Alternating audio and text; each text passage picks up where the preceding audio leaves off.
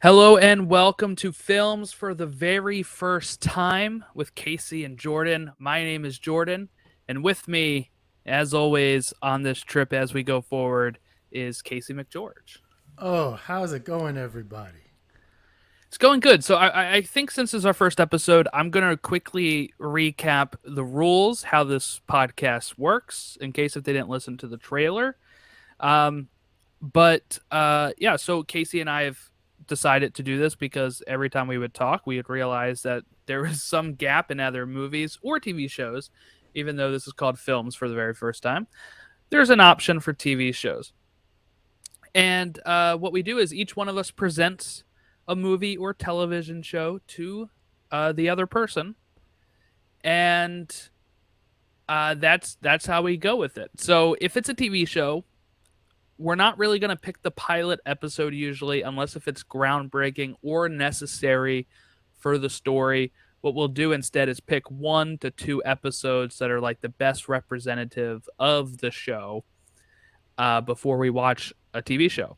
In this case, we're watching a film. This is a film that Casey picked for me. I have not seen it.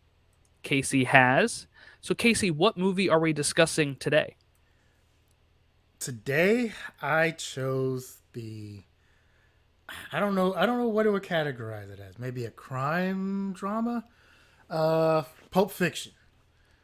I decided we when we started, we both have a vast movie collection, right? And then we both went back and forth with each other where we were able to identify, we sent each other what movies we had, and we were able to identify what we've seen from each other's movie collections. And when you hadn't seen this one, I don't know, something about it just made me say, man, he's got to watch Pulp Fiction. Yeah, so tell me a little bit about Pulp Fiction.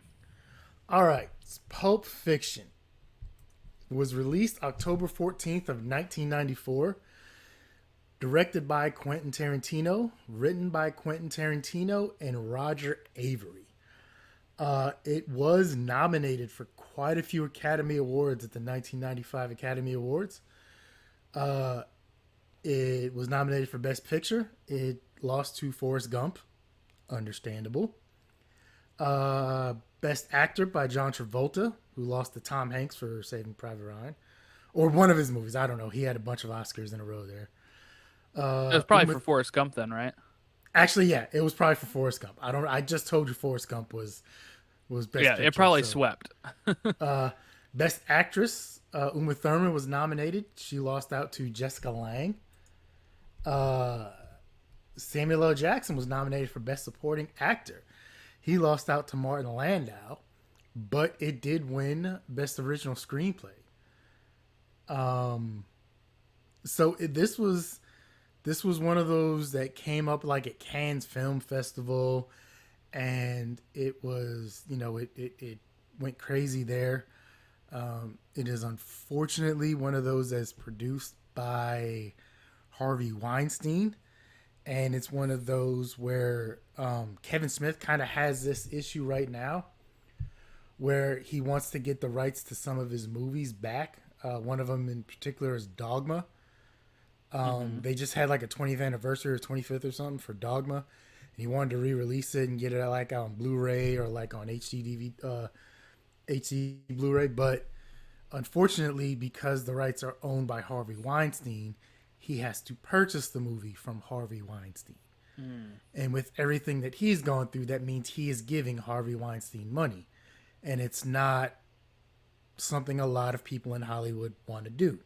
Understandably, he's serving time for sexual assault. He's a horrible person. But it's one of those, they can't get the rights to some of their stuff back because he owns them, and the only way to get it back is they have to pay him. So it's kind of one of those double-edged swords where either he's going to own, they own the rights, or they sell it back to him because they have to pay him.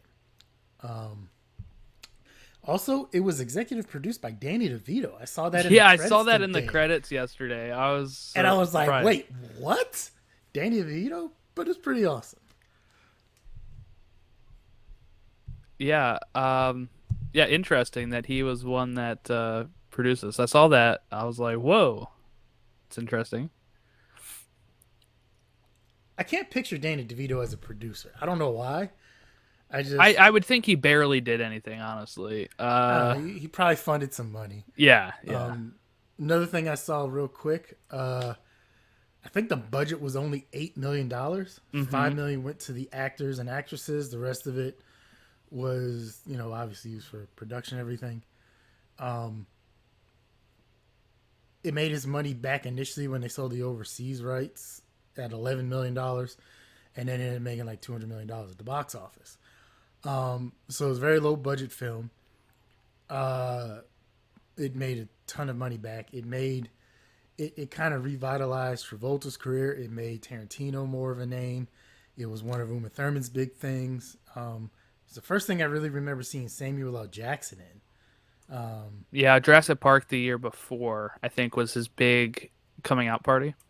Well, the thing was, I didn't know who he was at the time, and didn't like. Now I can go back and look at Jurassic Park and Yeah, see him yeah, sitting yeah. at the computer and be like, "Oh, that's Samuel L. Jackson." Just like I can go back to watching Pee Wee's Playhouse, which we just lost Pee Wee this week. That's very unfortunate. And I can see what's his name is Cowboy Curtis. But like at the time I didn't know who he was, right? But yeah, so it was very low budget film and it made a ton of money back. Another thing before the MCU, we have the Quentin Tarantino verse. So all of his films are basically in the same universe and are connected. Some characters are in different films playing the same. Some people are in different films playing the same character. Some people have relatives because he has movies. He has like Inglourious Basterds from World War II, Once Upon a Time in Hollywood from the 60s. Django Unchained obviously went back to slavery times in the 1800s. Some people have relatives of them in these previous movies that have carried on. And there's different things he carries through, like Big Kahuna Burger, Hmm. the Red Apple cigarettes, various other things. So before the MCU, he was one of the first to have the shared universe here. Interesting. I didn't know that. I didn't. Well, I mean, I knew that they took place in the same universe because I read that somewhere, but I didn't know if some of these. So some of these actors do appear again. There's one or two actors because he was also involved in what was it? Dusk Before Dawn, or no, From Dusk Till Dawn. Um, there's a guy who's a sheriff in there, Mm-hmm. and he plays the same sheriff in another movie. But then, like I said, there's other movies that he's done where Captain Kuntz in this movie, which we'll get to later, has a relative or someone in another movie who's actually related. Like it's been said it's related to Captain Kuntz from this movie, stuff like that. So he carries like a family lineage on of different people in his Interesting. movies. All right, so what did you think initially? What was your initial thoughts Well, after before seeing we this get film? into that, let's get Okay. into where we were when this happened, right? So for me, part of the reason why I've never seen this, right, is I was three. Oh Sorry, wow. I was Okay. three when this movie came out. Yeah, you shouldn't be watching this at that young No, age. I shouldn't be watching No, this at no. 3 years old.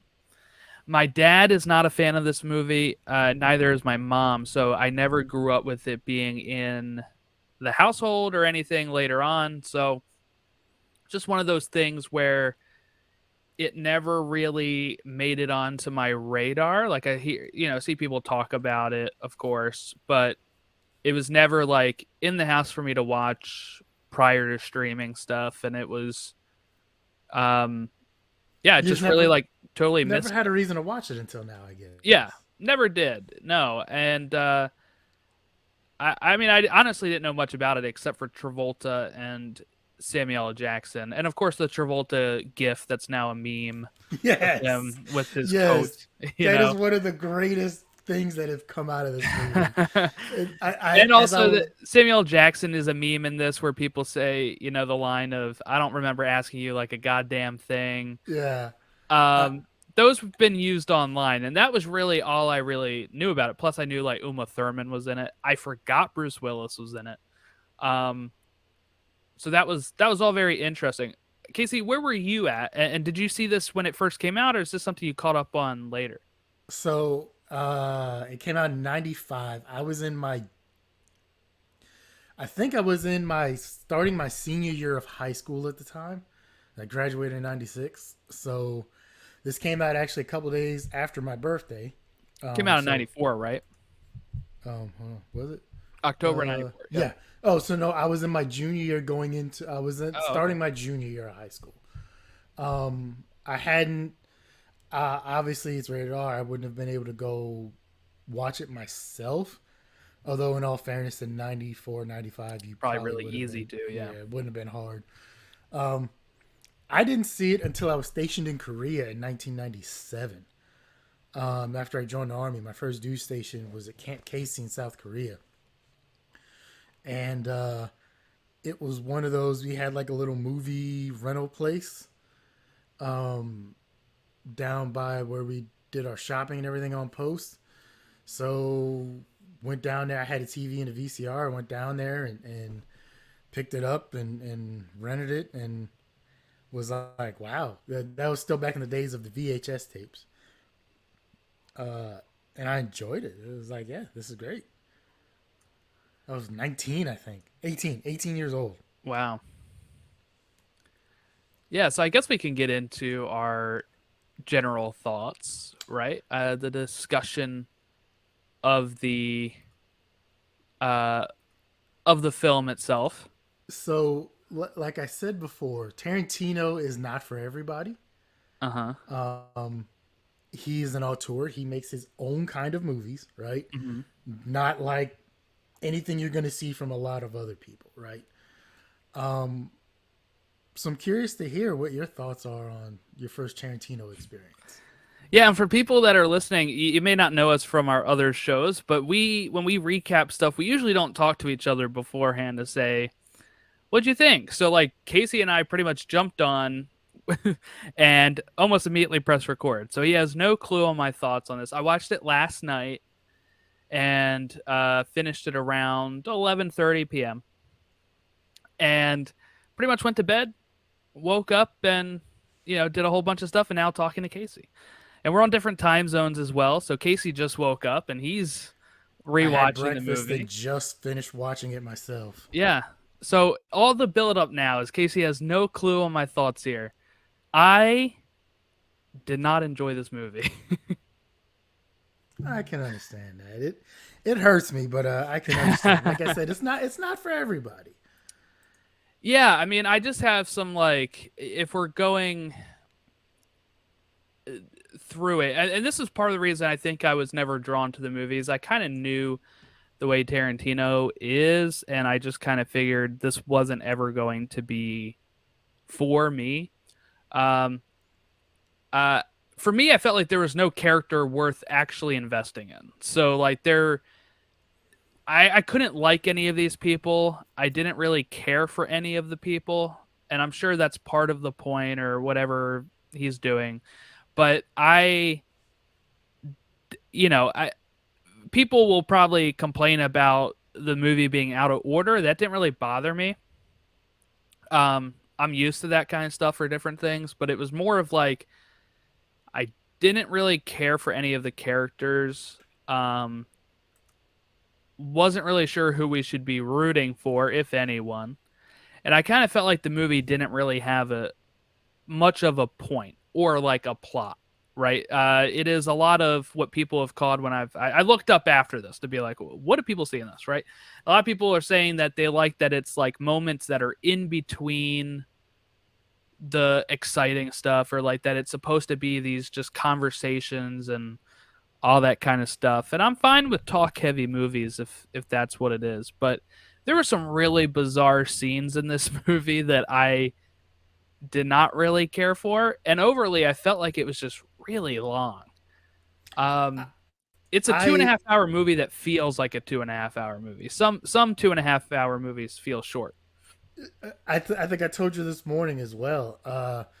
when I put it on, when I went to Max, as it's called, to watch it, and I had the title screen, and I was getting my breakfast ready, right? So I had was cooking breakfast, and I brought it over to my little table on the couch, and I opened up Max and did the search for Pulp Fiction, and I saw like 2 hours and 36 minutes, and I was like, wait a minute, like I have it on a couple copies on disc, and I know there's like extra and extended scenes and some other stuff, and I was like, this movie's 2.5 hours long. I even Yeah. texted you like, "Hey man, we're gonna have to move this back a little bit because I forgot how long it was." See, I looked it up beforehand because so yesterday, where we were at is I was like, I'm gonna try to watch these on Saturdays. That way, I'm fresh, going into when we record. And um, we were invited to this like family get together, which was at like 5. Um, so by the time I get out there, we left around 8, and I was like, by the time I get home at 8:30, like take the dogs out, prepare Oh, myself. I'm like, it's gonna be 9 o'clock when I start this movie, and oof. it's gonna be 11:30 when this thing finishes. And it's pretty much exactly how it went. But each time I paused it to like use the bathroom or get a snack, I was like, I still have an hour left of this. So, so I'll say too. This is also a product of. You can tell this is like a movie from the '90s. I think one thing I started to notice up until recently is movies started getting shorter. Like Really, I feel like typically, movies get longer. well, typically in the '80s or '90s, movies were always around like the 2 hour range, right? And then movies started going, like I noticed movies started going down to like 90 minutes, 97 minutes. Like they started cutting down to like an hour and a half. And I think now I've noticed over the last maybe 5 years or so, movies are like these directors are starting to creep back up with their run times again. But Yeah, look at Oppenheimer. It's like 3 hours. well, even like Endgame and Yeah, Infinity that's War, those, unusual for a superhero movie. Yeah. but still, like Yeah. when these directors are doing it, they a lot of them will have a lot more freedom now. Hmm. I think you'll still see some of your normal stuff that's around like the hour and a half, hour 20 minutes, hour 40. But when you get a bigger name director that kind of has the leeway that they do, they're starting to make movies that are 2 hours again, two and a half. Oppenheimer with 3 hours long, stuff like that. Quick side note on Tarantino, one movie he did when he did Django, not yeah, Django Unchained. No. God, what was the western he did? Hateful Eight. He did a Hateful Hateful Eight. Eight. Yeah. And when he did that, he filmed it in 70 millimeter. He got a bunch of old movie cameras, like they dug up some old movie cameras and stuff like that. So one of the things he did was he did a 70 millimeter road show that was only at select theaters, and it was based on how the people used to go see movies. So it was you had like stuff in the beginning, and it was this grand presentation. It was done in 70 millimeter. The film looked beautiful, and then it had an intermission because back in the day, movies had intermissions. And Hateful Eight was probably close to 3 hours again. Plus, he put some extra scenes in the 70 millimeter Roadshow edition. So he had this intermission that came at a perfect point. So I was able to get up. I went to the bathroom. I refilled some popcorn, got another soda, right? Kind of got refreshed. So, and then like 10 minutes later, went back in the theater and was able to watch the second half of the movie. And it was a pretty cool thing. I know Oppenheimer, people are going crazy about the 70 millimeter version of that. And tickets for that online are bananas because people are reselling them and everything. Yeah, I've never seen a 70 millimeter film. Is it really that groundbreaking change? Look, I'm gonna be honest with you. Your eye probably cannot tell the difference between like a regular IMAX Right. or whatever I haven't even seen an AMC. IMAX movie yet either. We I don't think have many around me. I've seen the AMC version of the IMAX. Their bigger, better screen. Um, I don't think I've seen IMAX one either. Same thing. It's hard to find, and the tickets for those are really expensive.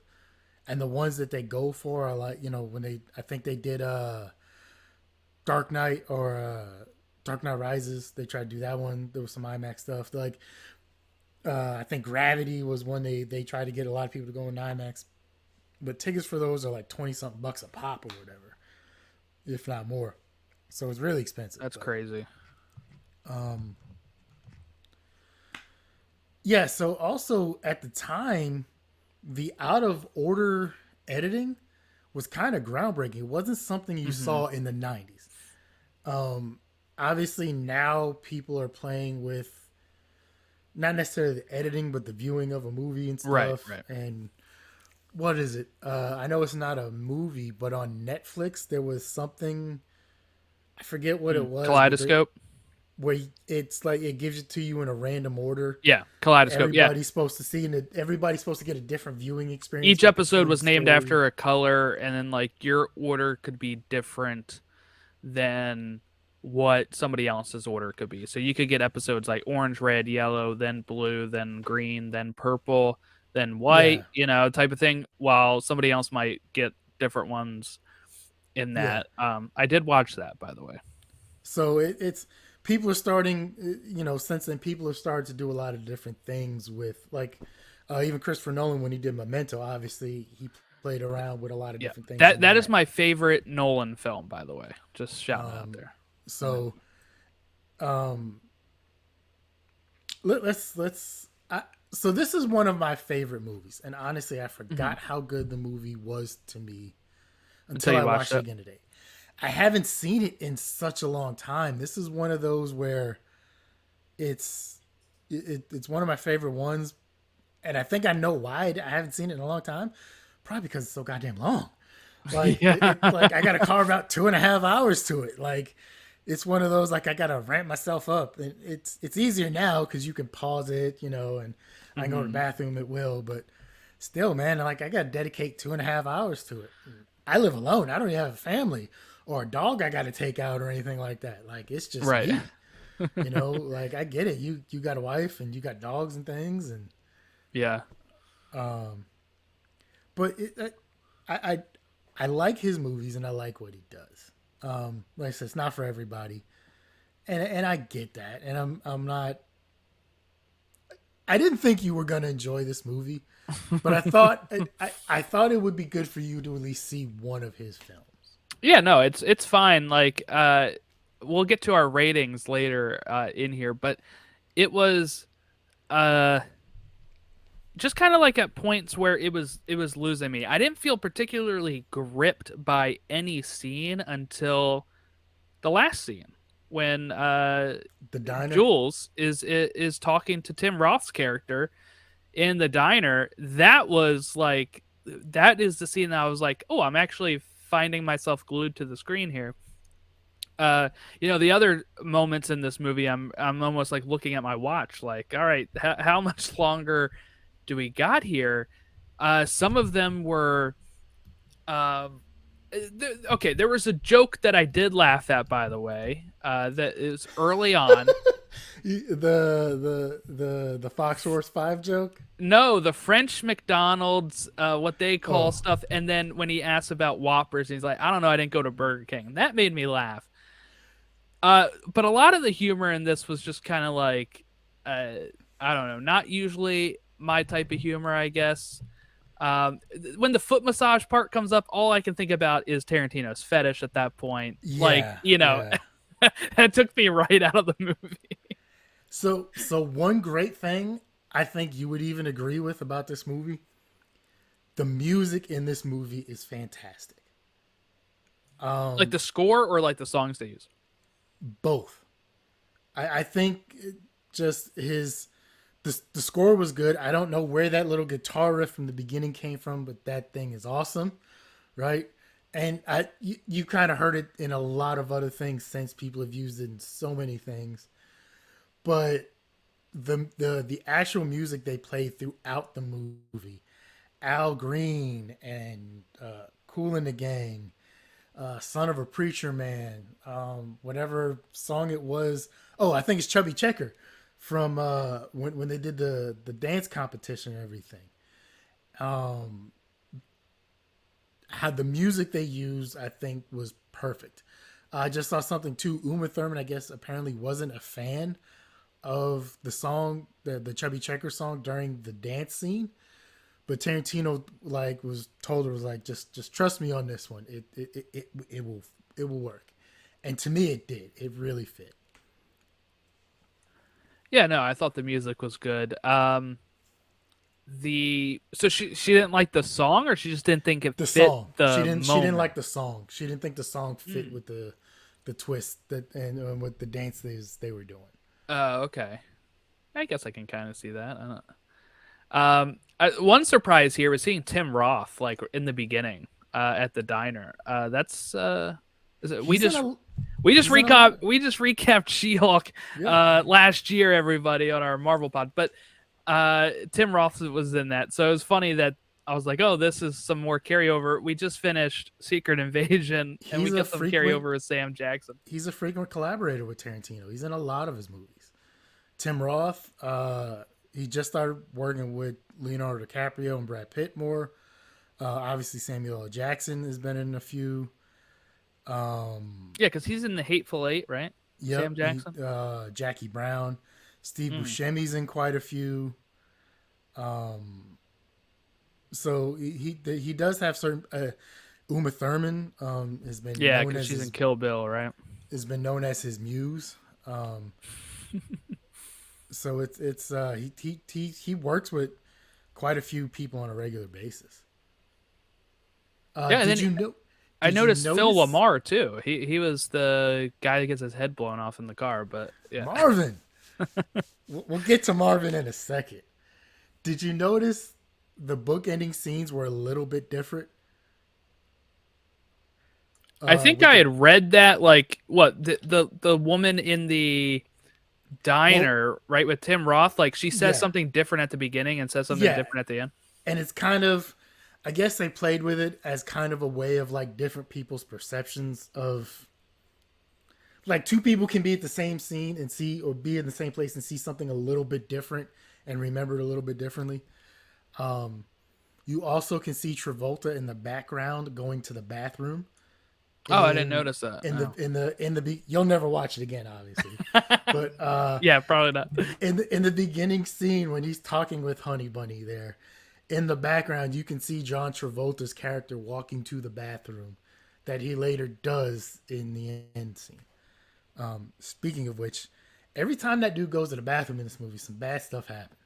Yeah, he's reading the same book too when he gets shot, right? Than he is at the diner. It looked like But the same book. but just in general, every time he goes to the bathroom, Yeah, something because bad happens. Mia overdoses, right? Yeah, What were the other times? So we had Mia when overdoses. Mia overdoses, He gets shot. he gets shot, and then just at the end, right? That was three Yeah, times. yeah. But I mean, that's three times they show. That's a lot more than they show the average person going to the bathroom in a movie. Let's be Yeah, realistic. yeah, So, and at least two of them, he was taking a poo. yeah, So the other one, he was just trying to talk himself out of doing something bad. But yeah. I know. I saw somebody like speculating on why he went to the bathroom so often. I was like, he really only went twice. Like the other time, he was talking himself out of. actually, heroin use.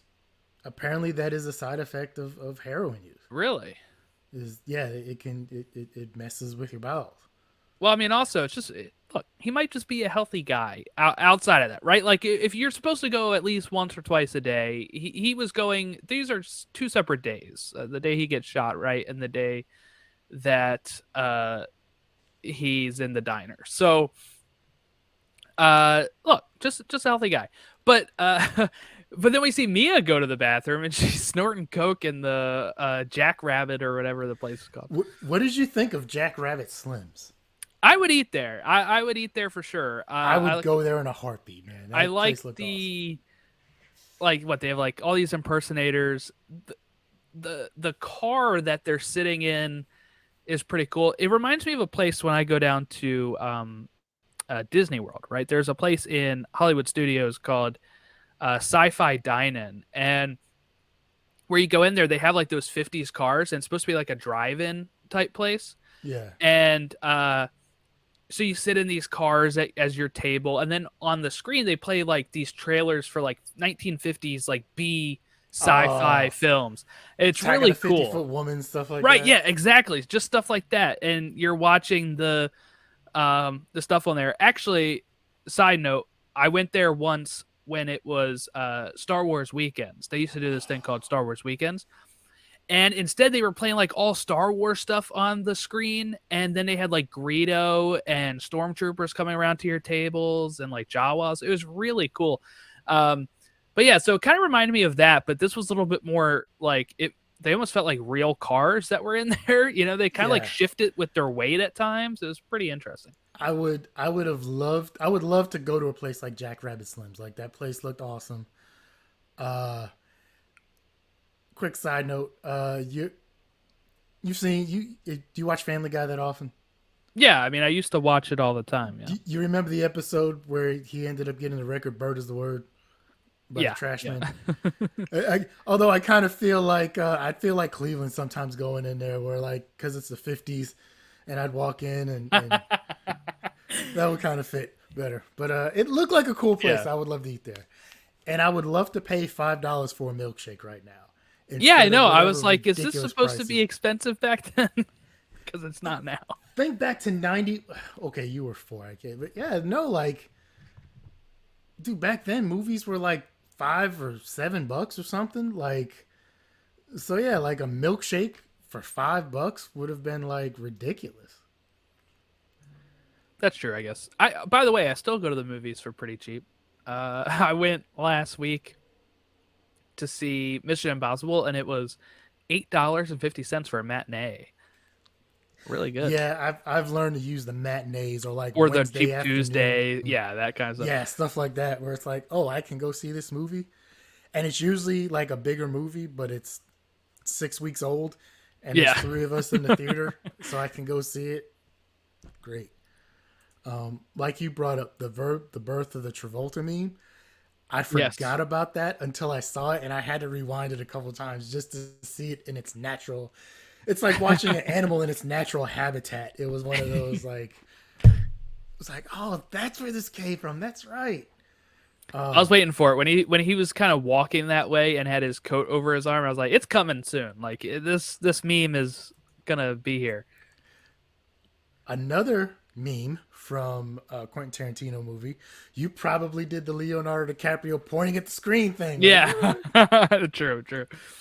oh man, but yeah, it's one of those. I forgot that's where it came from, and it's you get so much use out of that. Like I used it on a, I think I used it on a subreddit for postal employees one time. Hmm. About like when you're a new carrier and you're trying to find like an apartment in a new apartment building you've never delivered to. So you're just sitting there looking around like, where do I go? But okay, Christopher Walken as Captain Kuntz. Yeah, I saw his name in there, and I was thinking he would play a bigger role. I was actually surprised it was just this like flashback for Butch as a kid. This is when he gets his watch. I don't know if I'd want that watch. Like I know he's like No. 5, right? I get it. He's 5. He's watching cartoons. Yeah, Also, because what's the story behind it? It was in somebody's butt. so one, the set design for going back to like the 70s there was Yeah, awesome. yeah. Big TV, the kid sitting like 2 feet in front of it with his legs crossed. Awesome. So I guess like his Butch's granddad had got the watch in World War I, went overseas, came back, right, passed it on to his son, which was Butch's dad. When he went to Vietnam, he took the watch with him. I think he died in the POW camp. He hid the watch up his butt for like 5 years before he died of dysentery. He get as Christopher Walken says, he gave me the watch. He hid the watch up his butt for 2 more years, right, and then comes back after he gets released from the POW camp, and then finds young Butch and decides to give him the watch. Yeah, gross story there. Like I said, I know he's like 5. I don't know if I want that watch, man. Like I can get it because it goes back to like his granddad from World War I, but dude, I don't want a Yeah, watch to spin yeah. up your butt. I don't want a butt watch. Like, No, thank you. Um, yeah, so we had that scene, right? Where and then right after that they kind of cut to the part where he had just killed the guy he was supposed to take the fall in the in the The boxing box. ring. All right, so Um, before that, we saw Butch the first time yes, with getting the Marcellus, money from Marcellus, yeah. and then he has an interaction with John Travolta's character. Right now, if we cut back, this is one of those that I think is in a deleted scene, or I read somewhere like they filmed it, and didn't use it, or didn't use it. But if you go back to John Travolta buying the heroin off of, was it Eric Stoltz's character in the Yeah. bathrobe, Yeah, and Marty McFly. he talks about, I forgot, yeah, that's Marty McFly. Jesus. But he talks about somebody keyed his car. It was Butch. Oh, was it? Yeah, That like was a there's a deleted couple scene. other things that are connected in here that they don't show. I think I saw him in a like I said, I watched some of the deleted scenes on a DVD back in the day or something. But it was Butch who keyed his car after that interaction they had at the bar, and then he went to go talk to Marcellus. Butch leaves and then ended up keying his car because he realized like that was Travolta's car. Um, so yeah, he goes. He's supposed to throw the fight. That's what he was talking to Marcellus about in the very beginning. Um, we will get to Marcellus in a little bit about something. Um, he doesn't throw the fight, right? He killed a guy in a ring. I mean, Jesus, like he And dips out, he didn't know he killed him until he was told. he dips out the ring. I guess runs back, grabs his bag, dips out the window, jumps into a dumpster. Um, how are all these people in movies jumping in dumpsters and not hurting themselves? Yeah. Like, where are these apartments or places that just have like cardboard boxes and pillows in their dumpsters and not like TVs and bookshelves and various other things that are like gonna impale you? Um, True, yeah, yeah. he gets in the car, the taxi with Esmeralda, Villa Lobos. Apparently, just gets naked and throws everything out the window and litters from the taxi. Like, dude, what? Like, can we? I'm not a big environmental guy, but I'm not just gonna randomly like litter. Come on, man. Do a Yeah, little well, better I than that. guess, right? It's life or death for him at that point. He's scared he's going to get caught. He's ditching all of his identifying information. Yeah, the fact that he's a boxer that looks like Bruce Willis, like, yeah, nobody's gonna recognize this dude, right? Um, you know, he meets up with his girlfriend. They have some interesting conversations there. Um, Here's the question: the next morning, he finds out he doesn't have his watch. Are you going back for the watch? um, Me personally, probably not, but I can see why he does, right? It's like it is an heirloom. I can understand why he did, but once again, I don't know if I want a butt watch. So this Right, might be one of those reasons where right. I can just be like, you know what? Maybe it was It's just time finally to, out of my life. yeah, Yeah. like, eh, you know, it wasn't meant to be. I don't know. Right, right. Yeah, that is a uh he gets it, back without much incident other than Vincent, right? But yeah, I thought there would maybe be a little bit more problems getting it. I mean, he does, then run into Marcellus I and was then gonna have say, to are we through forgetting the what whole thing. happens after he gets the watch? Okay, But still, I mean, like I thought there would be like cops at his house. I mean, look, he killed a guy in the ring. yeah, I'm He's not surprised a the LAPD wasn't there, yeah, like to talk to this guy, or like processing yeah. his Instead, it was apartment. Marcellus's man. I'm like, how is that possible? The cop should be like, you killed a guy. I'm going to arrest you. Well, I mean, okay, I don't think they would arrest him because it happened in a boxing ring. Like, it was a legitimate boxing match, right? I don't think they would arrest him for that. Like, I think that just be one of those like that's unfortunate, but they kind of signed up for combat sports, and Yeah. they know this is one of those things that can happen. Now, that doesn't mean they might not go talk to him and try and figure out what happened. Hmm. I'm also surprised Marcellus only had one dude at his house, Yeah, yeah. I guess he because trusts Marcellus Vincent said if he that went to much. Indochina, he wanted a dude coming out of a bowl of rice to pop a cap in him. So just John Travolta there probably doesn't make a lot of sense. Is it because he trusts him because of everything went fine with Mia, supposedly? Like, it seems odd. Well, okay, he trusts. He, they're two hitmen, right? He trusts his two dudes, and Yeah, but I so mean, Sam's retired, right? This all happens after the last scene where he's like on his way of yeah, to bowing walk out the of. earth. Yeah, Jules is gonna retire. So they Um, don't have anybody else that could go with Travolta. I don't know. I mean, we know he's got a lot of people at his payroll, right? Like, Yeah, but I don't know. He literally runs into Marcellus. literally. Um, Yeah, okay, so this is one of those things. Once I moved out to the Los Angeles area, and I started noticing, like, as I'm watching some movies, there's some things I can see and I can either recognize, like, oh, I know where that's at, or I can tell it's filmed in like the Los Angeles area.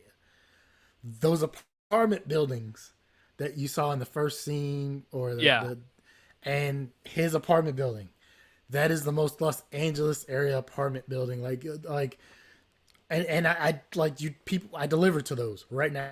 Still, I like those people still live in stuff like that, and I deliver to those. The pink box for the donuts that Marcellus had. Um, that is a Los Angeles thing. Uh, when you go to these donut shops, a lot of them have pink boxes. And just as they're driving through, and I'm looking at some places, and I'm like, I don't know exactly where some of these places are, but it's like I either have a feeling like I've been there, or I can recognize that, or I'm like, yeah, that is filmed within like the San Fernando Valley area. Um, so yeah, they have a tussle. They have a little shootout. Well, not really shootout because Marcellus is the only one shooting. That pawn shop. Once again, there's a lot of pawn shops like that. Just like on just a random. I don't know about the racism in the pawn shop. Like I can't tell if there's a lot of those out here. But I've delivered to a bunch of random pawn shops on streets like that where it's just a little store, pawn shop, has a bunch of random stuff in there. Um, man, that's just some bad choices by Butch there to go into that place. Well, is it? He survives. He gets out of there. He even saves Marcellus. That gets him off of his back. It seems like that was the perfect setup for him. Okay, Because if he shoots Marcellus, Marcellus's people still coming after him. I don't know. I feel like that worked out pretty grand for him. He's not Mar- the one that ended up in Marcellus's spot. Marcellus gave him a pretty good deal after this, right? We have to acknowledge that.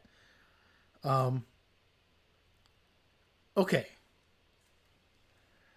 to me, two of the best lines in cinema, best and most realistic lines in cinematic history are in this movie. Number one, are you okay? Nah, man, I'm pretty far from okay.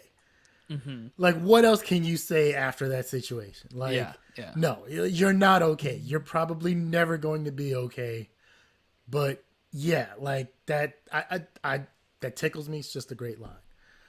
Another one which we skipped over. Oh man, I shot Marvin in the face. Yeah, that was a shocking well, I don't know if I'd say shocking. Once he had the gun pointed at him like that, I figured that was gonna happen.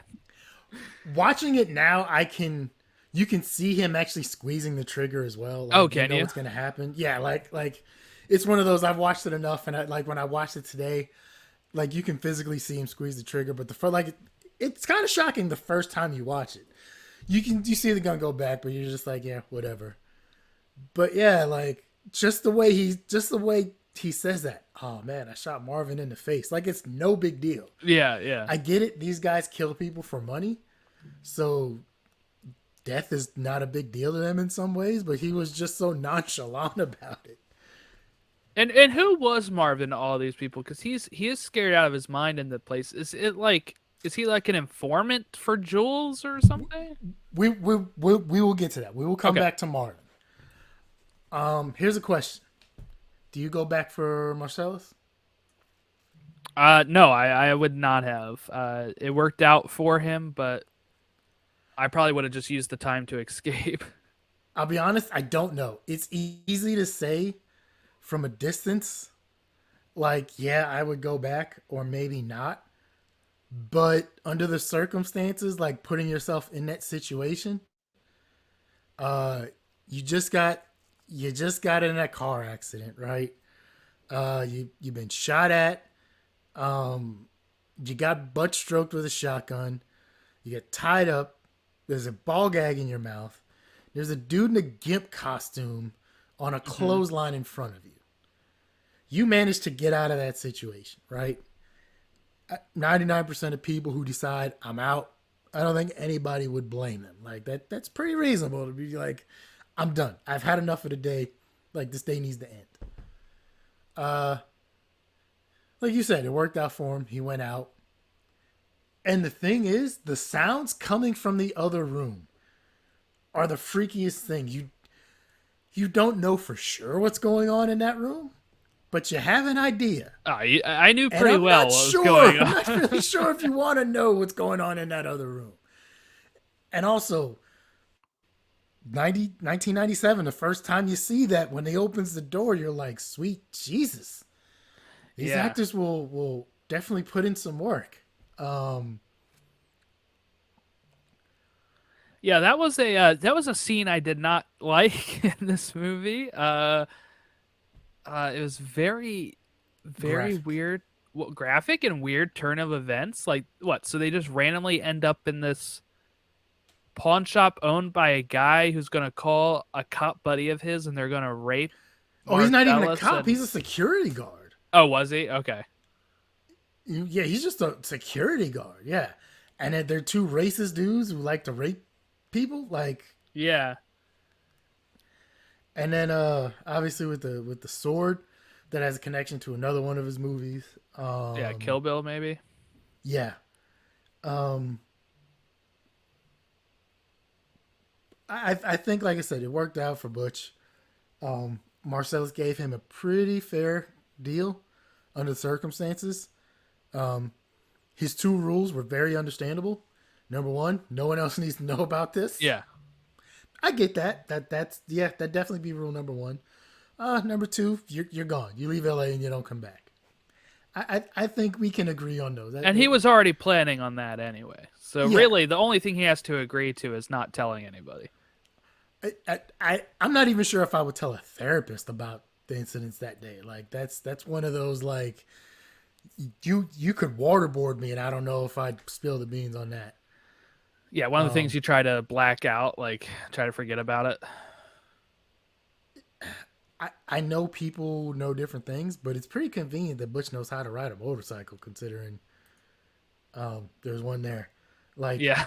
if my little Honda hatchback get crashed and I end up in that situation and I'm scarred for life and I happen to walk out the pawn shop and there's the only thing I have is the keys for a motorcycle, it looks like I'm probably walking because I Hmm. don't know anything about riding a motorcycle. Might be able to start it up. I'm pretty sure there's like gear switching that you have to do. And if that's the case, I'd probably be going like 10 miles an hour in first gear the whole time. And I'm not even sure if I'd be able to balance it, but that's just me. Um, so before we get to Marvin, some other things. We have the Bonnie situation, Hmm. um, which we see Vincent again, or and Jules. Um, we get Ezekiel 25:17 again. We get Marcellus. Marvin gets shot in the face. Yeah, this is also where they pick up. So at the beginning, when they're in Marvin's place, right? Yeah, It cuts when they're killing Frank Whaley's character. Uh, you know, and then with the return of that scene, where then we see there was a guy in the bathroom who jumps out and starts shooting at them, misses completely. This is yeah, what wakes Jules up to think it's divine intervention, and then we see what happens because remember at the end of the when it kind of fades out in that scene, and then we see Bruce Willis's character getting the money. Vincent and Jules come in with walk totally in. different clothes, and you're Yeah, like, "What happened here?" yeah. We see all of that in this situation. Okay, two things. Number one, is it just me or did the dude in the bathroom look like Jerry Seinfeld? He kind of did. He kind of had like the long face. Yeah, like the first time I thought I saw it in '97, I swore it was Jerry Seinfeld. Um, I just picked it now. Like, what's the deal with these guys in this apartment? uh, like I said, Ezekiel 25:17 makes its first and second appearance here, which is great. Which ended up on Nick Fury's tombstone. Um,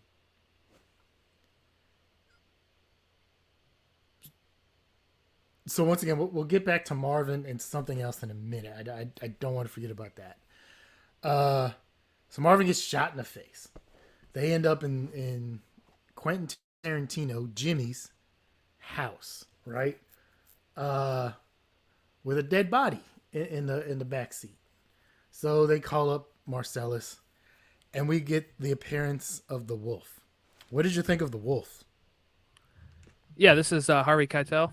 Yes, He was all right. Like your standard cleanup guy that comes in these type of movies. I would like to see more of the wolf or something else involving the wolf. Like I'm surprised he didn't. If this were done nowadays, he probably would have got a spinoff. Yeah, Let's be yeah. Well, realistic. isn't Tarantino only trying to do like 10 movies or something? Yeah, apparently he said this next one might be his last one, but Yeah, he also said that Hateful Eight was going to be his last one, especially because like this, I think his first copy of the script ended up on the internet, got leaked, and that's right. That's right. he was not happy about that, which rightfully so. Like, yeah, you don't know, like that was pretty crappy of somebody. Um, okay, who wears a tuxedo at 8 o'clock in the morning? Yeah, it's kind of yeah, because one thing we got to remember too, right, is when they're about to knock on Marvin's door, right? It's like 7 a.m., 7:30, Yeah, something like that. So yeah, this is yeah. still like 8 a.m. We find Bonnie's getting out home at by a nine certain thirty. time, She gets 9:30. home off the night shift at the hospital at Yep. 9:30, right? So it's 8 o'clock. It's somewhere around 8:15 in the morning or so when all this happens. Also, how were there no cops at the apartment building where two dudes got killed? You had the guy on the couch got shot, and then 56 other gunshots Yeah, because they between. they waste the other guy, Actually, man. three people got killed. Yeah, three people died. How were there? Did nobody call the police? And was there no cops on the way? Rough Like, part of L.A., I guess. They didn't maybe care. maybe it is that some people just do tend to mind their own business. But damn.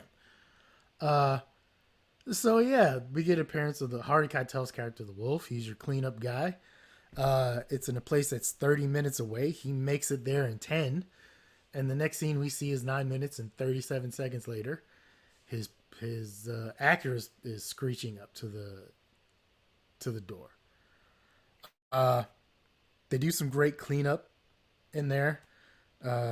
Clean up the car, put the body in the trunk, have some conversations, which I enjoyed. I used to be able to quote almost this entire movie at one point in my life. Really? Yeah, especially seeing like these scenes and everything. Um, yeah, and that's how they end up in a UC Santa Cruz Banana Slugs T-shirt and some other dorky outfits, as Jimmy says there. But Jules lets him know, hey, these are your clothes. So um, Yeah, true. we end up at a junkyard. They dispose of the body. They dispose of the car. Mm-hmm. Um, it's amazing how all these organized crime people have people who can have ways they can just get rid of like dead bodies and random cars and. Like, Yeah. like I don't know. I just can't imagine it's that easy to just get a car crush. Like, I'm sure there's paperwork involved, typically, except for the wolf. Um, I just, it tickled me where he was taking notes. Jules, black, what's his name? White, Yeah. Yeah. uh, one body, no head. Like, it's some of those small things I see where it's just like, oh, Yeah. It's like, it oh, was you good. must be Vincent, and he points Yeah, at, Travolta because he's white, and he's like, yeah. and you must be Jules. Uh, Samuel L. Jackson chose the Jerry curl wig. Apparently, Tarantino wanted him to have just a big old afro. So Mm. whoever did that on set had like a bunch of afros and somehow ended up with the one Jerry curl wig in there. And Samuel L. Jackson was like, "This will work." He chose the Jerry curl wig. Um, Now they end up in the diner with Honey Bunny and Tim Roth's character from the Yep. beginning, which leads it all the way back to the beginning. Um, that's pretty bold of Jules to pull the gun on him like that. Yeah. Yeah. But he was kind of at that point. I felt like where he's like, this is, you know, That day's already been pretty messed up enough. Like, yeah, yeah, it's his job, right? But also, he's at this point where he's thinking, divine intervention has saved me, right? So he's kind of got that going for him too. Um, but yeah, he just kind of has this talk, and what the guy who owns the place is like, the manager is like, yeah, let's not create any problems because he's worried that they're all gonna die, which is of course what uh, you're worried about if you're in this diner at the yeah, time. if you're the manager of that diner, you just want him to get out of here. But this is this might be one of the most Samuel L. Jackson movies of all time, with the amount of MF bombs that he throws out there. But it's so great. Um, let's get to the briefcase. Mm-hmm. This is probably one of the biggest MacGuffins in movie history. Uh, Yeah, I know it's in Community, right? Isn't it? They have a whole like birthday party for Abed. yeah, for Abed, they got like a replica of the briefcase. Okay, Tarantino even admitted it was used as a MacGuffin. I think I just read somewhere he was gonna have something else, but it didn't work or whatever. So that's why they went with the briefcase with the light in it, and he didn't want anybody to see it. There's urban legends that go along with this. Have you heard any of those? No, I don't think so. Okay, so let's flash back to the beginning, right? They go in there, they get the brief. Vincent gets the briefcase out from underneath, and first thing you see, the code to get in the briefcase is 666, Mm. right? Okay. He opens it up. It's this mesmerizing orange light. He can't speak. Something has captivated Vincent beyond everything else. Fast forward a little bit. The first time we see Marcellus, what do you remember seeing? Uh, the back of his head is all I really remember seeing, Yes. We see the back of his head, and he has a and like he's got like a band aid. band-aid. Yeah. Yes. Okay. Uh, Obviously, there's a shootout that nothing happens to them, so on and so forth. Apparently, the urban legend that Tarantino has denied is that Marcellus Wallace's soul is inside the briefcase. Apparently, when if someone and it's throughout lore, if someone were to see a human soul, it is one of the most beautiful things that you can see. People have been captivated. They it can drive them crazy. You cannot like you lose the ability to talk. Like it messes you up, right? Which would explain why Travolta or Vincent couldn't speak. Why Tim Roth, when he opened it up, saw what it was. He asked, "Is that what I think it is?" Yes, it's absolutely beautiful. Like that's all he could say, right? Uh, that apparently the urban legend is that Marcellus made a deal with the devil or something. He was double crossed. They were sent to go get his soul back and return it to him. And in turn, it was an act of God that stopped uh, Jerry Seinfeld from shooting them because if you notice, the bullet holes were basically directly right behind where they were. So there's no way that they would have that would have been feasible. Like there's no way the bullets are going to pass through them and go into the wall. With the exception of, once again, you'll never watch the movie again, but if you watch it again, they made a mistake and the bullet holes are in the wall when the scene starts. Oh, really?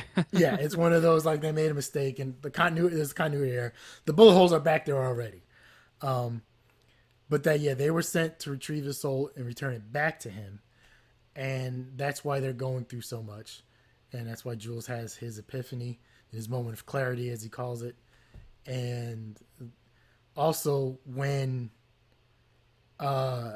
what's his name's character is shot when he's sitting in the chair after Jules gives his Ezekiel Yeah. 25:17 speech. If you notice when he's shot, there's a lot of bright light that basically comes from him. So that's either his soul leaving his body, or that's because he's an evil spirit that, is being set free because of what he did. Once again, great urban legends. Tarantino has denied all of them, but it kind of it makes for good storytelling in that aspect.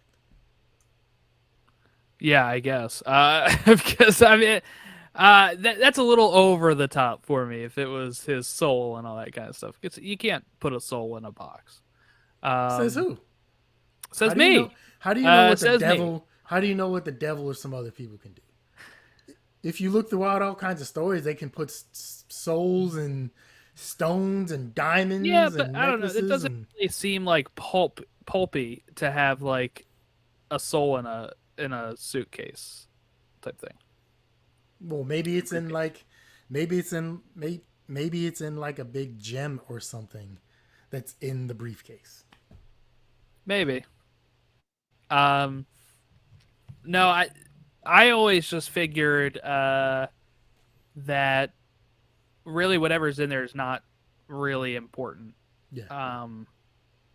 At all. I mean, like it's important to Marcellus, obviously, because they had them go get it, but like nothing that would like I didn't really care what was in the suitcase, in the briefcase, I guess. For anybody who's listening who doesn't know, a MacGuffin is something.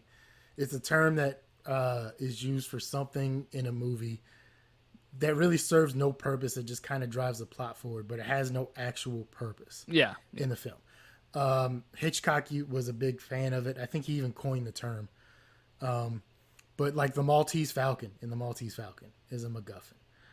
Most stories have them. I mean, it's something that you have to go get in order to like every Indiana Jones film has, right? Like every um, movie kind of has these things where we have to go get this item, and then it's the spurring on of the rest of the story. There's going to be stuff that falls out from going to get it.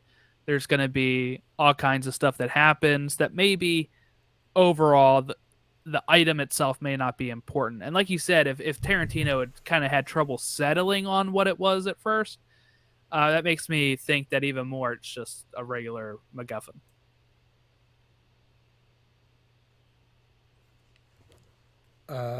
Alrighty. So that's the day in the life of two hitmen in Pulp Fiction and their random other characters. Yeah, I kind of thought Sam Jackson be in this a little bit more than he was. I was kind of shocked that that it really focuses on Travolta's character for the first half of the movie, Yeah. and then we get the random Bruce Willis stuff, and then we get more An Sam appearance by Jackson with Christopher Walken. Travolta. Yeah, Yeah. yeah, And it's one of those things because it's shown non-sequential. It kind of maybe skews that a little bit. I know there are people who've actually like on the internet have tried to put it in story order, and I don't even know if that film works that way. hmm I think to me it works better in this way. Like it, I've never watched it that way. It'd be maybe an interesting watch, but I don't know if I'm going to carve 2.5 hours out to watch that in some sort of sequential order. That's a lot. Yeah, I'm not sure if I'm carving out 2.5 hours again for this. Yeah, I get it. um, all right. Do we want to do our ratings now? Is this what we want to do? Are Sure. we good to do this? I For Out me, of 5 stars for everybody. Just to clarify for everybody, this will be out of 5 stars. I go 4.5. For me, I think just the fact that it's 2.5 hours takes a little off it. Some things to be tightened up. It is one of my favorite movies. But like I said, I just can't watch it that regularly just because of the length. All right. So I made a playlist or a list on Letterbox, and I'll be rating these movies as we go. I rated this 1 out of 5 stars. Is I what saw that I coming. put that. I saw that coming. Did you? I was between 1.5 and 1, but I think I went with 1. Um, yeah, it didn't really vibe with me. Some things that threw me off was the Marcellus rape scene, um, the Tarantino casting himself as a guy who's dropping the N word a million times was Yeah. uncomfortable for me.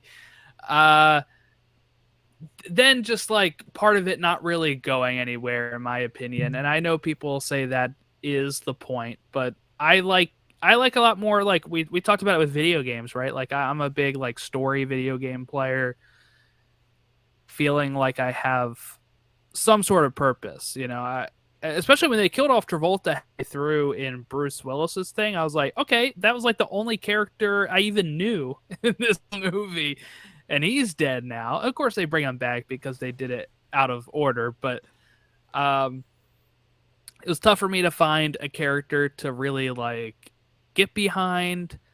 Rampant drug use was a little off-putting for me in the sense of like coke and heroin and stuff. But yeah, overall, 1 out of 5 stars from me.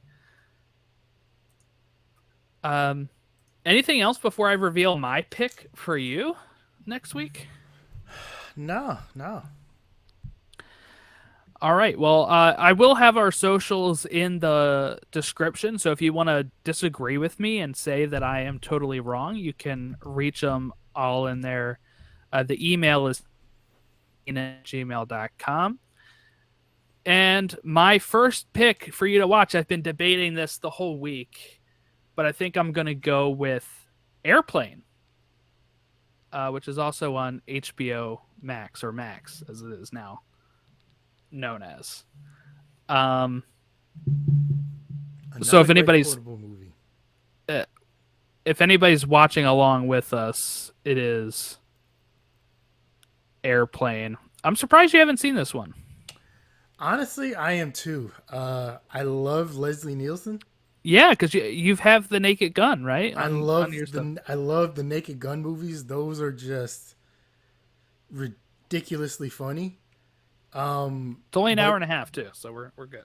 Well, it's also one of those. This one came out. I know it came out in the 70s, and it's probably just maybe it was a little before my time. 1980, actually. Yeah, it's a little confusing. It says 80 on here, but I think it was.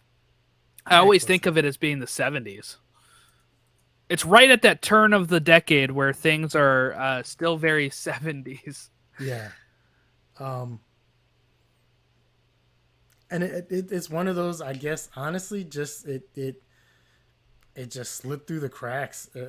I've heard nothing but great things about it, but just never got around to it. I'll probably share this story next week too, but my wife will not watch this movie because she knows it features an airplane crash and she's scared of flying, so she will not watch the movie at all. Okay. Which is a shame. We're going to tie this back to Independence Day. Robert Loggia, who played the Marine General, right? Mm-hmm. So, there was an airplane movie that came out in, like a disaster movie that came out in the 70s.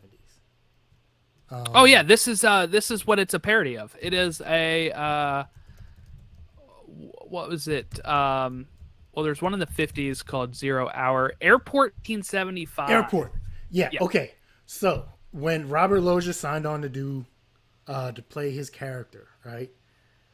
Um, they told him they meant to tell him to watch. They wanted him to play his character off of Airport 75. They told him by accident to watch Airplane. Airplane. He almost pulled out of the movie because he thought Independence Day was going to be a parody film and he wanted no part of that. And he was highly upset. But then they realized the mistake and they rectified it. But yeah, he goes back and watches this and he's like, the hell I'm gonna be in a movie like this. That's funny. That's funny. Yeah, so next week we'll be watching Plane, which is a parody of Airport 70, is based off of a book called Airport from 1968. So there you go. There's some inception, I guess. But yeah, so we have Airplane. That, of course, stars Leslie Nielsen, like you said. Also stars Robert Hayes and Julie Haggerty and Peter Graves. So yeah, we'll be jumping into that movie next week. Thank you all for watching and listening along. If you're watching the films along with us as well, let us know your ratings of the movie if you haven't seen it before, or even if it's a classic favorite of yours like this was for Casey. And I'm very curious to see how people will take to my Pulp Fiction disrespect. But yeah, so I'm eager to see how this all goes. I'm eager to see Casey's reaction to Airplane, and that will be next time.